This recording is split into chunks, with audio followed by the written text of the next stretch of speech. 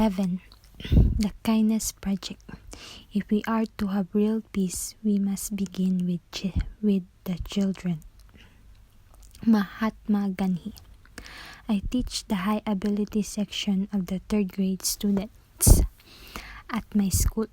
By the time they reach me, many of them have been together in the same class since kindergarten. They grow very close, and in my cases, behave a lot like siblings. This can be a very special relationship for kids to share growing and changing together, making many memories along the way. It can also be taught when someone is unhappy and the reaction are not as guarded as they would be in newer relationships. We always seems to hurt the ones we are closest to, knowing they will still be around even if you say something upsetting. Last year, there seems to be a bit more girl drama than usual. I also had a mix of boys who could be harsh with each other at times. I didn't like the social emotional road we seems to be driving on. Feelings were getting hurt on a regular basis. Students were taking advantage of others' weaknesses, and I felt like the kids were not happy with each other. I dreaded the stories I would hear when they came back from recess each day. Becca said she's only playing with Haley. Max would not share the ball with us. Tori's mom said she cannot play with Zane anymore, and Zane tried to play with her anyway.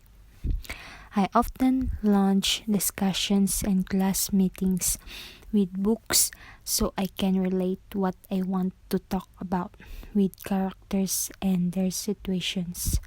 I read the story Costing Casey to the kids. Casey gets into some trouble for not working hard in class, for drawing on his desk, and for not paying attention. We made a list of all the traits in Cassie that needed improvement. In my classroom, when we recognize something we need to do better, we call it a growth spurt. Growth spurts help us learn from our mistakes or poor choices to be successful and meet goals. My kids are constantly setting goals for their academic life and for social and emotional development. After focusing on Cassie's possible growth spurt, we looked at all his positive traits. He is creative. He can play musical instrument and is a gifted artist. We discussed some of the reasons Cassie may have been having trouble at school. Then we discussed some of our own positive traits and some of the things we need to work on. We discovered every one of us has strengths and qualities that make us special, and every one of us has things we can work on. I bought a box of 9 by 6 manila envelopes and introduced a kindness project. Each day, whoever the student of the day was would be the student we really paid attention to for the day. We tried to spend extra time with him or her, talk to her or her, study him or her, notice things about him or her. Then at the end of the day, the student of the day got an envelope. Those not like him or her.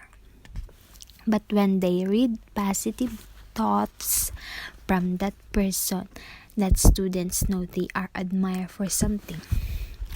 I wanted to continue to do something to spread kindness throughout the year so that my student would be reminded to look for the good in others. We started a kindness tree in the main hallway of our school. We shared our idea with all classrooms. Whenever someone sees an act of kindness, they can write it on a heart-shaped leaf and give it to the student to stample on the tree. Our kindness tree is a daily reminder that kindness matters. It warms my heart when I have a student come up and ask, "Can I fill out a kindness heart for Audrey?" She shared her change at the book fair so I could get the book I wanted. Or Kyla asked me to play at recess when she saw me sitting on the buddy bench. This is a bench on the playground you can sit on when you cannot find a buddy to play with. Another opportunity to promote kindness is Random Acts of Kindness Day on February 17. I have my students participate by coming up with ways to make someone's day in the school. We focus on all school personnel. We have made appreciation cards for the cooks, librarian, custodians, etc. We have also collected donations of fun post-its, candy, fuzzy socks, colorful pens, etc. for the teachers in the school. When I talk to my students from last year, they tell me they saved their envelopes. It is something they turn to on bad days to remember the positive things their classmates said about them. Some of the teachers and school personnel we gave inspirational cards and signed to still have them hanging up. The kindness tree is ever blooming with praise on heart-shaped leaves. I truly believe that performing all these intentional acts of kindness and teaching compassion to our students goes a long way.